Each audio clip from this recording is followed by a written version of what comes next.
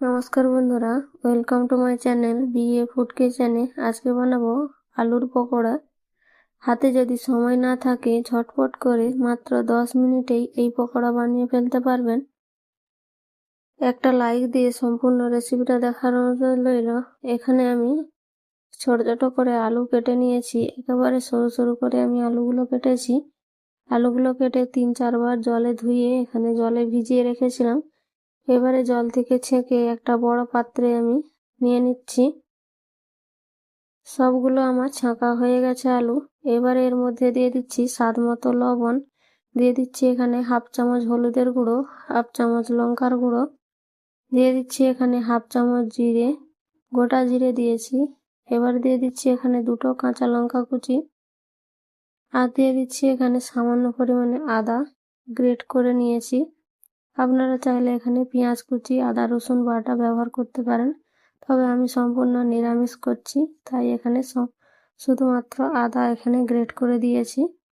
এবারে দিয়ে দিচ্ছি এখানে 1/2 চামচ বেকিং সোডা, আর দিয়েছি এখানে 1 চামচ আমি কর্নফ্লাওয়ার।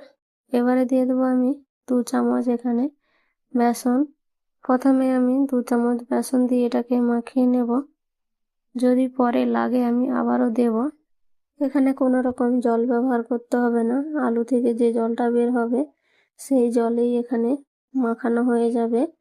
তো আলুর মধ্যে যেন খুব বেশি জল না থাকে, তাহলে কিন্তু অনেকটাই বেসন লাগবে মাখানোর জন্য। আলুটা ভালো করে আলু থেকে জলটা ঝরিয়ে নিতে হবে, তাহলে এখানে কম বেসনই হয়ে যাবে। এবারে সব কিছুকে এখানে ভালো করে মাখিয়ে নিয়েছি। আমার মাখাতে এখানে 2.5 চামচ মতো বেসন লেগেছে। এটা এবারে সাথে সাথেই আমি ভেজে নেব, এটা রেখে দিলে কিন্তু আরো পাতলা হয়ে যাবে। তো এটা মাখানোর সাথে সাথেই ভেজে নিতে হবে।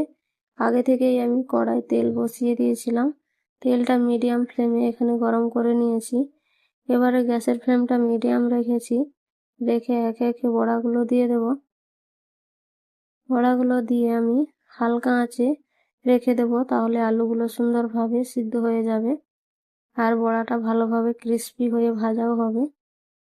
তো এখানে একটা সাইড হয়ে গেলে এবারে আমি এগুলোকে উল্টে দেব, উল্টে পাল্টে এগুলোকে ভালো করে ভেজে নেব। এখানে খাওয়া সোডা দেওয়ার কারণে কিন্তু অনেকটাই মুচমুচে আর ক্রিস্পি হবে। এবারে গ্যাসের ফ্লেমটা একটু বাড়িয়ে দিয়ে উল্টে পাল্টে ভালো করে ভেজে নিয়েছি। এবারে এগুলোকে আমি উঠিয়ে নেব। এইভাবে যদি ভাজা হয় তাহলে একেবারে ক্রিস্পি কুড়কুড়ে দোকানের মতোই হবে আলুর পকোড়াগুলো। আজকের রেসিপি যদি ভালো লাগে তো একটা লাইক কমেন্ট করে দেবেন, শেয়ার করতে ভুলবেন না। নতুন বন্ধু হয়ে থাকলে চ্যানেলটাকে সাবস্ক্রাইব করে আমার পাশে থাকবেন। শেষ পর্যন্ত দেখার জন্য অসংখ্য অসংখ্য ধন্যবাদ।